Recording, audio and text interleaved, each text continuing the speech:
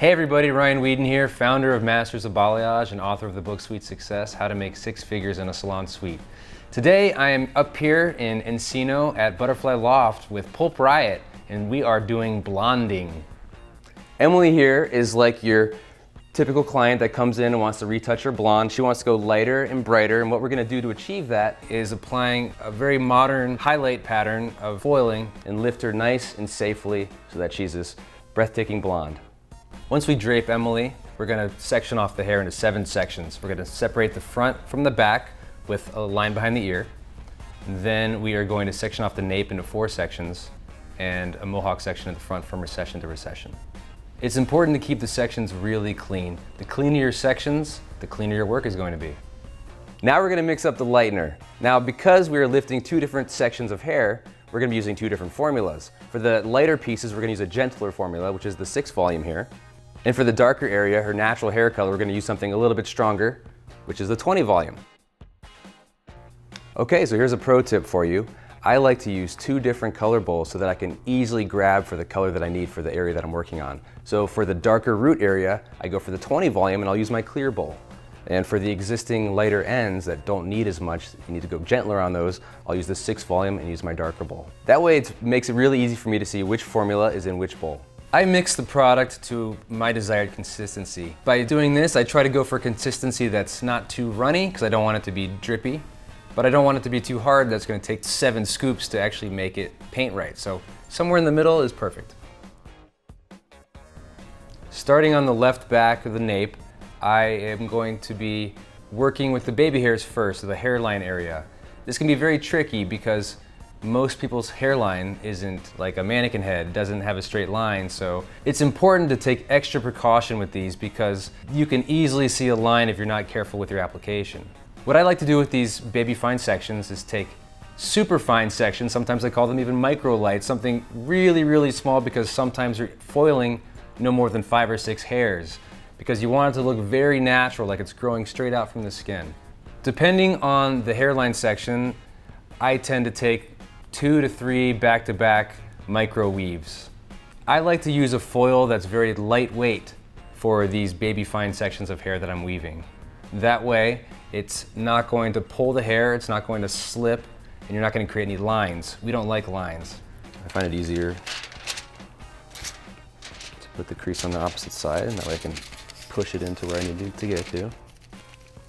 I like to paint with a brush that has very soft bristles. This gives me more control. It helps me when I feather the product to make it more seamless. Gently put your hand under here. You don't want these foils to slip at all. If they slip, they create lines. We don't like lines. I fold the foil into thirds. The bottom third covers the hair that's with the 6 volume, and then I can fold over with a clean foil and secure the top so that the 6 volume doesn't interfere with the product processing at the 20 volume. Then use your comb to fold the sides in to secure the foil in place. I always take a lot of extra time to make sure that these first few foils are secure on every section, especially around the hairlines. In these back 2 sections, I'm going to be focusing on creating diagonal backs all the way to the top.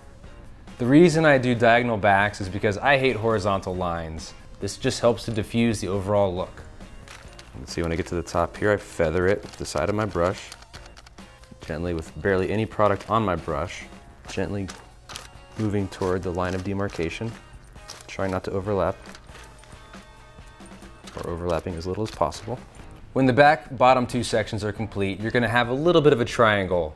It doesn't make sense to foil that little area. So now we're going to move on to the next section right above the first section where we started. Here what we're going to be doing is just incorporating that into our diagonal back sections as we move up toward the top of the head. Now the reason I split up the back section to 4 sections instead of just 2 columns is frankly because 2 giant sections are more daunting. She has a lot of hair and there's a lot of area to cover. So I want to have nice, tight, clean sections to deal with. As we move into the top 2 sections, we can actually use the tension from the hair that we've weaved out to make it a nice flat painting surface. That way we can feather the product up as close to the root as possible. Now that I've completed both of the back sections, I get to this triangle here at the top of the head.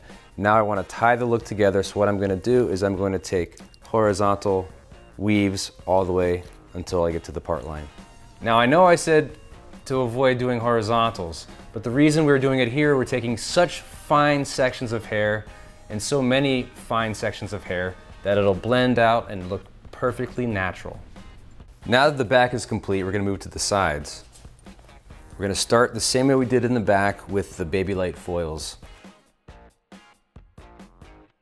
We wanna make sure it looks as natural as possible, and in order to do so, we're gonna weave just a few hairs, just that first row of hairs, until we get to the thickness of the section.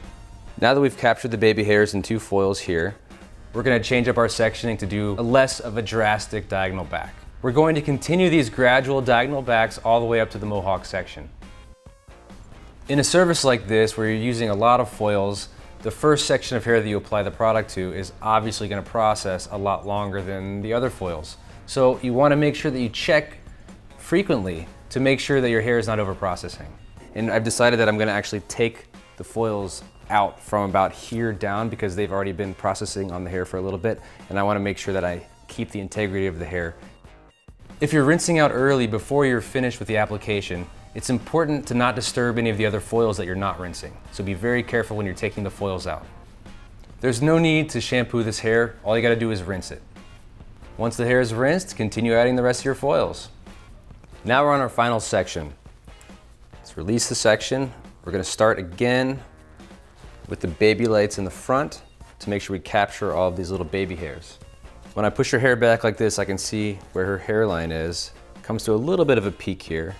So the way I would handle this, gently pull the first row of hairs out along the hairline. And although you might only be weaving a handful of hairs, this is what makes it look so natural. Again, I'm using 6 volume in the front here because these hairs are a lot more fragile. A lot of our clients today want this really strong money piece in the front. In order to get a very strong money piece, it's important to take very baby fine sections like we've been doing around the hairline, but doing 3 to 4 back-to-back micro weaves. This will ensure that you get that really poppin' money piece. Once you finish the money piece, skip a little bit of hair and then continue adding foils all the way to the back. Once you finish all the foils, it's time to process the hair. And we're done. Just finished the top section here. Now all we need to do is let her process. We're gonna let it process for probably about 20 to 30 minutes, checking it about halfway through to make sure we don't over process it. We're back at the shampoo bowl for the final time. Now we're gonna remove the foils and we're gonna shampoo. We wanna maintain optimal brightness with Emily's hair, so in order to do this, we're going to use purple shampoo, which is Pulp Riot Barcelona. When applying the Barcelona shampoo, apply it globally all over her head, and really work it in there, making sure to touch every highlighted strand. I leave the Barcelona on for about 5 to 10 minutes, that way it'll cancel out the yellow and create that nice bright blonde that we're aiming for. And here's the end result of our foiling technique. Doesn't she look beautiful? You can see here all that hard work around the hairline with the baby lights. It looks so natural, like she was born with it. You can see in the back here as well how much dimension there is in the hair, how natural it looks. Lift the hair up, you can see all the work we did under there. The baby lights, no lines at all. Show them what you got, Emily. And there we have it. We're done. We've refreshed Emily's blonde. Now, these techniques, I hope you enjoyed them. They can be applied to literally anybody that wants to brighten up their existing look. Thank you guys so much for watching. I'm Ryan Weeden. You can follow me on Instagram at ryan.weeden. For more techniques like this, stay tuned. Watch Pulp Riot. More coming. You guys rock. Mwah.